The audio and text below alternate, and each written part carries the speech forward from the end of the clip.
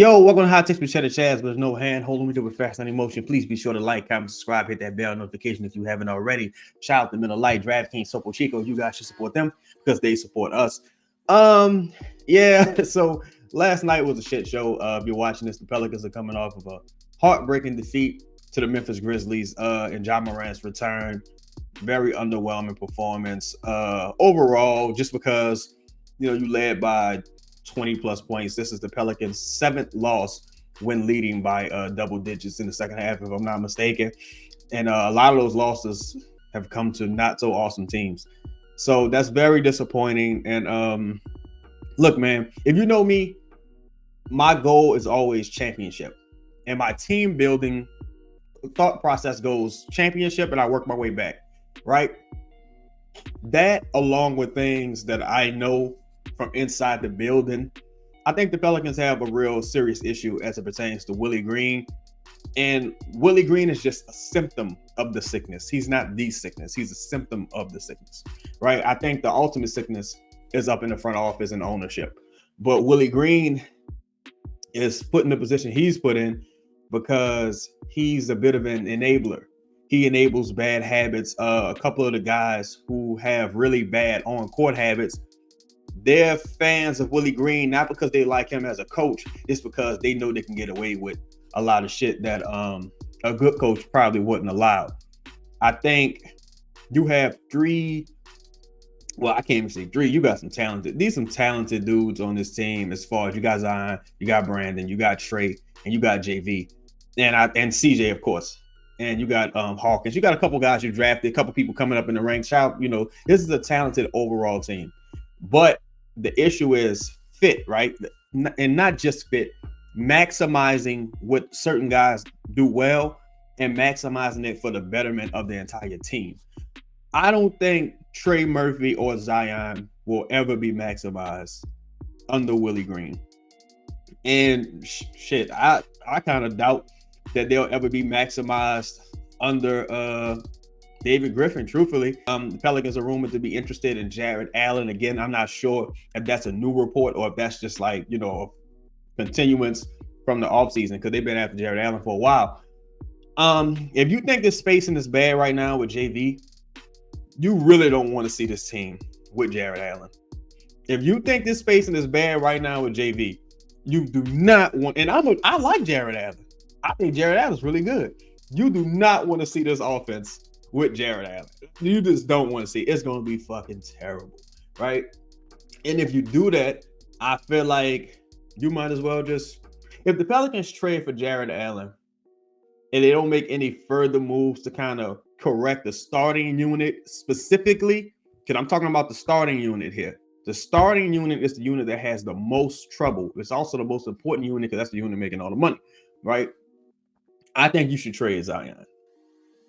I think you should trade Zion, and I think if your goal is to retain Willie Green, you might as well just trade Trey as well. You're getting to the point where you're just wasting their talent set. And you're not maximizing what either guy does well. And oddly enough, those two players maximize one another. There's no reason those two players shouldn't be. And even if Trey isn't starting, there's no reason why those two players shouldn't play the majority of their minutes on the floor together. Like those two players, they have a great two-man game, great relationship, just really awesome chemistry. You saw that in Trey's first game back against San Antonio. Their two-man game was crazy. I think Zion and Trey combined for like 9 points in a row just off their two-man game. Zion looking for Trey. There's a trust there. Everything we've ever heard behind the scenes is that those two guys especially have a good relationship and that those two guys have a certain trust there. And you don't want to discount players' frustration with management, with the coaching staff. And ultimately, it's going to come down to them having some frustration with ownership. I don't know Trey as well as a couple of other guys on the show, and but from what I do know, he ain't like no pushover. Like, what I'm saying? He's not happy about this. I'm sure his people are not happy about what's happening here. I don't know Zion, but from what I do know, and what he said as far as taking the back seat and things like that, it's like guys aren't like happy with the coaching style or positions they're being put in.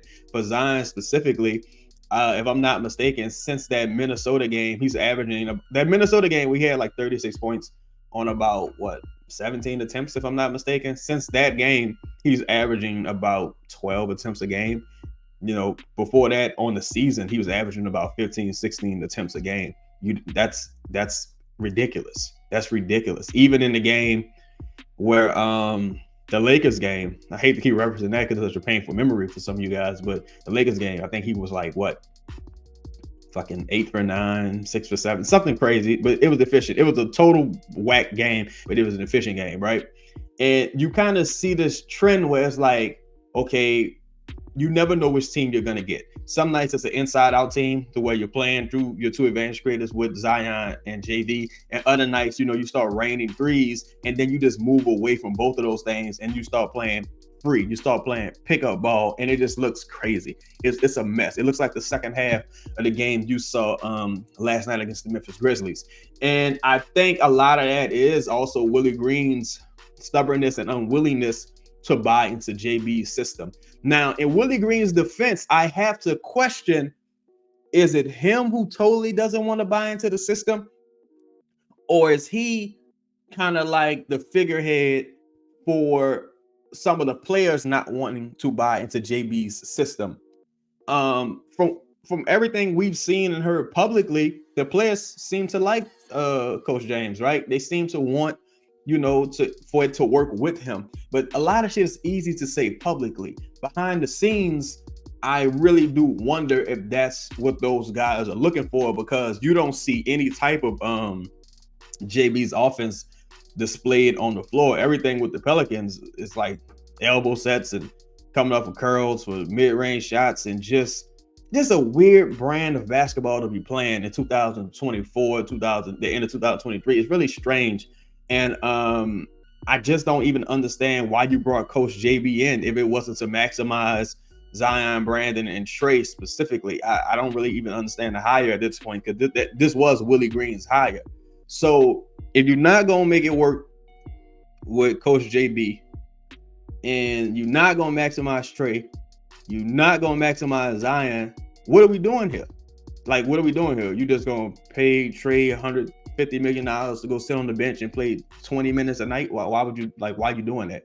You just going to pay Zion $30-something million to take 10, 12 shots a game? Like, why are we doing that? Like, what's the point of this? What is the point of this? What's the goal here? I don't understand it. I'm not even sure if they understand it. But I do believe there's a reason why Willie Green's contract hasn't been extended yet, or at least not publicly. But truthfully, this front office is in such a disarray. There's so many bad relationships in this organization, players, coaches, front office people, that I wouldn't be surprised if Willie Green got extended just because Griff can't control him. I don't think it has anything to do with belief. I think if Willie Green ultimately gets extended, it's going to be because Griff, and this is just my opinion, I feel like if Willie Green gets extended, ultimately it's going to be because Griff can't control him, and he kind of lets Brandon do whatever he wants to do on the floor. Like, there's no real accountability across the board. Even with Zion, he just allows Zion to not rebound. He allows Zion to, kind of bicker with the refs instead of him picking up a tech. It's funny because he spoke last night about Jaren Jackson Jr. getting all these free throws and Zion not getting any free throws. But coach, why didn't you pick up a tech? Why didn't you pick up a tech? Why don't you challenge Zion to be better defensively consistently? Why not? Here's an idea. Why not give him a few fucking touches? Why not drop a couple sets for him and Trey? Why not, it's like, why not do what coaches do? Yeah, I really just think Willie Green's in over his head with the top end talent on this team. I think he has no idea how to maximize these guys. I don't even think Griff has an idea how to maximize these guys.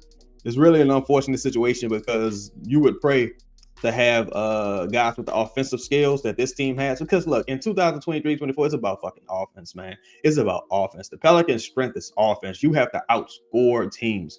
Yeah, defensively, you want to at least be competent. But with the Pelicans, they just need to be a middle-of-the-road defensive team. You would think that this team would be an offensive juggernaut. And right now, everything just looks clunky. Everything just looks difficult. And I think a lot of people are starting to take notice. If you follow me, I've always been out on Willie Green. I never thought Willie Green was a good tactical coach.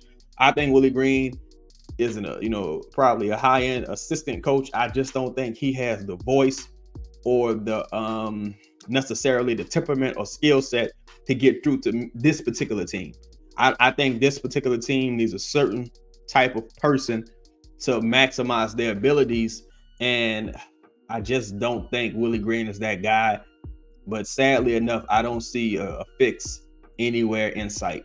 But y'all let me know what y'all think in the comment section. What would you do? Would you just go ahead and wash your hands of the whole situation?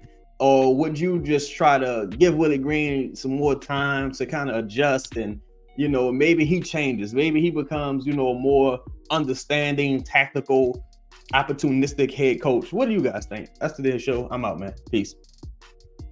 In the NBA, the game can change in an instant. But no matter how the action unfolds, DraftKings Sportsbook has your back.